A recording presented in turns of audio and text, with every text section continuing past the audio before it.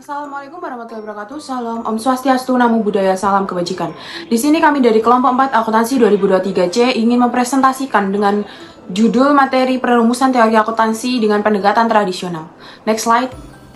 Dengan anggota kelompok Nawang Fatmala dengan NIM akhir 013, Siti Maslahatul dengan NIM akhir 074, Octavia Dwi dengan NIM akhir 085, Vira Angelia dengan NIM akhir 271, Vela Angelia dengan NIM akhir 347, dan Erwan Yunik dengan NIM akhir 406. Next slide. Gambaran hakikat akuntansi. Perkembangan akuntansi di Indonesia dimulai sejak penjajahan Belanda dikenal dengan istilah tata buku. Pada tahun 1952, dibuka jurusan akuntansi di Fakultas Ekonomi Universitas Indonesia pada tahun 1957. Berdiri juga Ikatan Akuntansi Indonesia dan penyusunan standar akuntansi keuangan (SAK) oleh IAI pada tahun 1998. Next slide. Pengertian dan peran akuntansi. Akuntansi adalah proses pencatatan, pengklasifikasian, pengikhtisaran, dan pelaporan informasi ekonomi suatu perusahaan dan menafsirkan informasi keuangan untuk pengambilan keputusan bisnis perusahaan. Next slide. Peran akuntansi ada 3, yaitu yang pertama, akuntansi dapat membantu dalam mengalokasikan sumber daya yang ada di masyarakat. Yang kedua, akuntansi membantu mengelola dan mengarahkan sumber daya yang ada dalam perusahaan. Dan yang ketiga, akuntansi membantu pelaporan pemakaian sumber daya yang digunakan oleh perusahaan atau organisasi. Next slide. Tujuan akuntansi. Yang pertama, menyediakan informasi menyangkut posisi keuangan, kinerja, serta perubahan posisi keuangan. Yang kedua, yaitu menggambarkan pengaruh keuangan dari kejadian di masa lalu dan tidak diwajibkan untuk menyajikan informasi non-keuangan. Yang ketiga, menunjukkan apa yang telah dilakukan manajemen atau pertanggungjawaban manajemen atas sumber daya yang dipercaya. Selanjutnya akan dilanjutkan oleh rekan saya. Penyusunan teori akuntansi ada 2. Yang pertama ada pendekatan deskriptif atau pragmatik, yakni teori yang dikembangkan berdasarkan praktik akuntansi yang sudah ada. Artinya, teori ini muncul sebagai hasil observasi dan generalisasi dari kebiasaan yang digunakan dalam dunia bisnis. Yang kedua ada pendekatan normatif, yakni teori yang dirancang berdasarkan asumsi tentang bagaimana akuntansi seharusnya dilakukan untuk menghasilkan informasi yang relevan dan andal. Dalam pendekatan ini, teori akuntansi disusun dengan mengacu pada prinsip-prinsip dasar sebagai berikut. Yang pertama ada entitas ekonomi, yakni akuntansi memperlakukan bisnis sebagai entitas yang terpisah dari pemiliknya. Yang kedua ada kesinambungan usaha, yakni diasumsikan bahwa entitas akan terus beroperasi di masa mendatang. Yang ketiga ada prinsip biaya historis, yakni aset dicatat berdasarkan harga perolehan awal.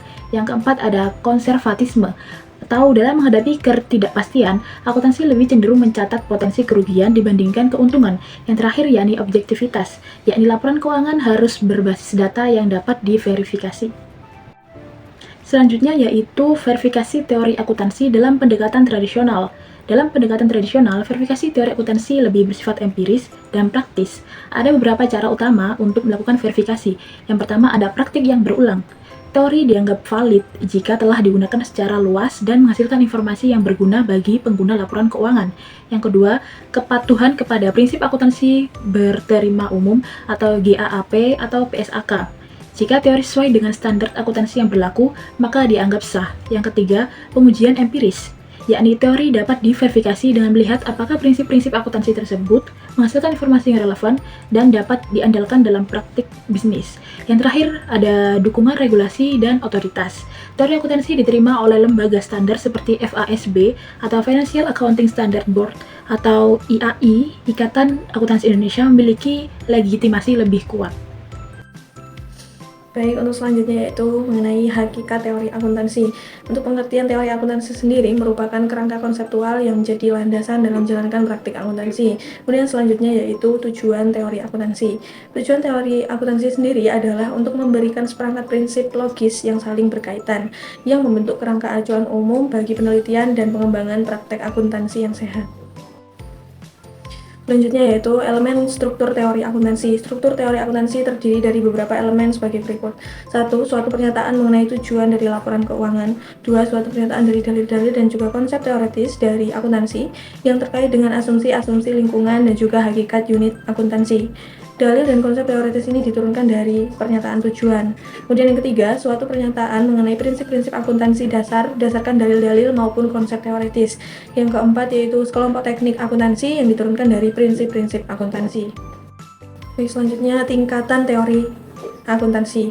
Teori akuntansi dapat dikelompokkan dalam 3 tingkat utama, yaitu yang pertama teori sintaksis. Teori sintaksis yaitu teori yang berhubungan dengan struktur proses pengumpulan data dan pelaporan keuangan. Yang kedua teori interpretasional atau semantis, yaitu teori yang berkonsentrasi pada hubungan antara gejala atau objek atau kejadian dan istilah atau simbol yang menunjukkannya. Kemudian yang terakhir yaitu teori perilaku atau pragmatis, yang merupakan teori yang menekankan pada pengaruh, laporan serta ikhtisar akuntansi terhadap perilaku atau keputusan. Baik, selanjutnya ada beberapa metodologi perumusan teori. Yang pertama ada metode deskriptif atau yang disebut pragmatik. Dalam metode ini, akuntansi dianggap sebagai seni yang tidak dapat dirumuskan, maka metode perumusan teori akuntansi harus bersifat menjelaskan atau deskriptif dan menganalisis praktik yang ada dan diterima sekarang. Dan yang kedua ada psikological pragmatik, yang dimana di sini diamati reaksi dari pemakai laporan keuangan terhadap output di akuntansi laporan keuangan yang disusun dari berbagai aturan, standar, prinsip, atau pedoman. Bidang ini dapat juga disebut behavioral accounting. Lalu yang ketiga ada metode normatif.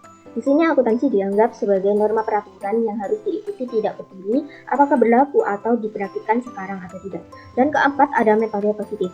Suatu metode yang diawali dari suatu metode ilmiah yang berlaku atau diterima umum. Berdasarkan teori ini dirumuskan problem penelitian untuk mengamati perilaku atau fenomena nyata yang tidak ada dalam teori. Materi selanjutnya yaitu pendekatan untuk perumusan teori akuntansi.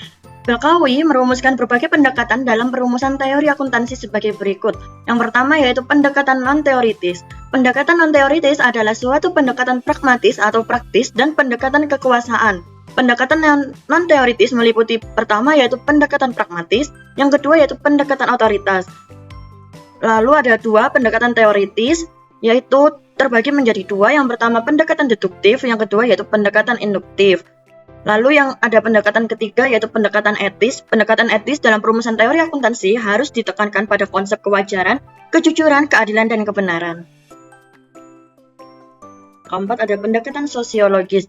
Pendekatan sosiologis menekankan pada aspek kesejahteraan masyarakat. Yang kelima yaitu pendekatan ekonomi, menekankan bahwa dalam perumusan teori akuntansi, indikator-indikator makroekonomi seperti inflasi harus dipertimbangkan yang dapat memberikan kesejahteraan ekonomi secara keseluruhan. Yang keenam yaitu pendekatan elektik. Elektik artinya memilih di antara berbagai macam kombinasi pendekatan yang cocok dan sesuai dengan standar yang bersangkutan, di mana pendekatan yang terbaik dan yang paling relevan dengan kegunaannya yang akan dipakai. Ketujuh yaitu ada pendekatan lainnya, di mana dibagi menjadi 4. Yang pertama yaitu pendekatan peristiwa, di mana akuntansi dapat menyediakan informasi tentang peristiwa-peristiwa ekonomi yang berguna untuk berbagai kepentingan. Yang kedua yaitu pendekatan perilaku, di mana menekankan pada perilaku atau kriteria ilmu perilaku. Yang ketiga yaitu pendekatan prediktif dan positif. Akuntansi harus memiliki kemampuan untuk meramalkan dan memproyeksikan fakta-fakta akuntansi terhadap peristiwa yang akan terjadi di masa yang akan datang dengan metode yang sesuai dan berguna bagi pemakai informasi. Yang keempat yaitu pendekatan regulatori, di mana regulasi adalah sejumlah perangkat peraturan perundang-undangan yang dirancang dan diberlakukan terutama untuk kepentingan operasi atau kegiatan industri tertentu. Pendekatan selektif untuk perumusan teori akuntansi.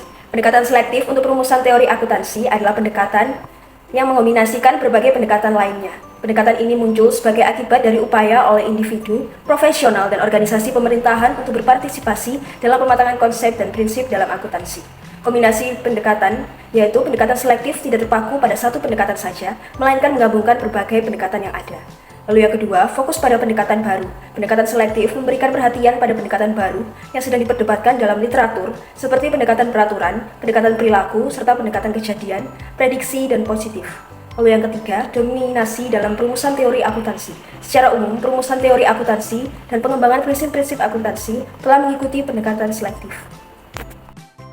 Sekian presentasi dari kelompok kami. Apabila ada kesalahan kata, mohon dimaafkan. Wassalamualaikum warahmatullahi wabarakatuh.